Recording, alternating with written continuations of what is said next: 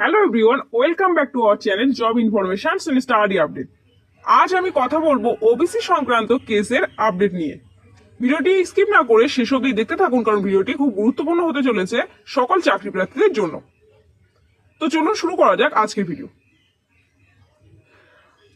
শেষ শুনানিতে খুব ভালো রকম আর্গুমেন্ট হয়েছিল ওবিসি সংক্রান্ত কেসের, এবং সেখানে স্টেটের যে অ্যাডভোকেট ছিলেন তিনি কিন্তু বিশেষ কোনো বক্তব্য পেশ করতে পারেননি সেদিন সুপ্রিম কোর্টে।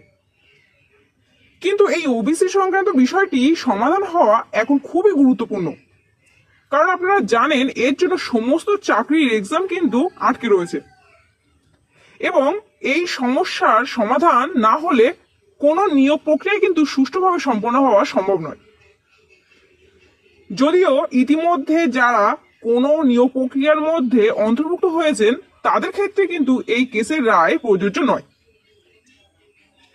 শেষ শুনানিতে সুপ্রিম কোর্টের তরফ থেকে রাজ্যকে নির্দেশ দেওয়া হয়েছে ৭৬টি কমিউনিটিকে কোন যুক্তিতে অন্তর্ভুক্ত করানো হয়েছে এবং কিসের ভিত্তিতে ওবিসি এ এবং ওবিসি বি সম্প্রদায়ে ভাগ করা হয়েছে তার সমস্ত তথ্য কিন্তু ১ সপ্তাহের মধ্যে জমা করতে হবে রাজ্যকে।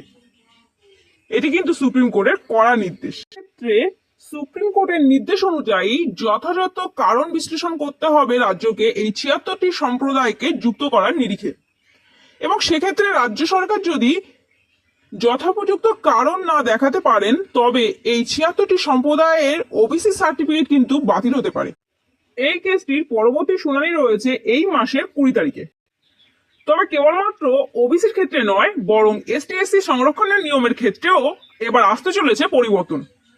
এখনো পর্যন্ত এই বিষয়ে যা জানা যাচ্ছে তা হলো, পরিবারের একজন সদস্য যদি সংরক্ষণের সুবিধা পান সেক্ষেত্রে তার পরবর্তী প্রজন্ম কোন রকম সংরক্ষণের সুবিধা পাবেন না, এবং সংরক্ষণের ক্ষেত্রে পরিবারের আর্থিক পরিকাঠামোকে বিশেষভাবে গুরুত্ব দেওয়া হবে।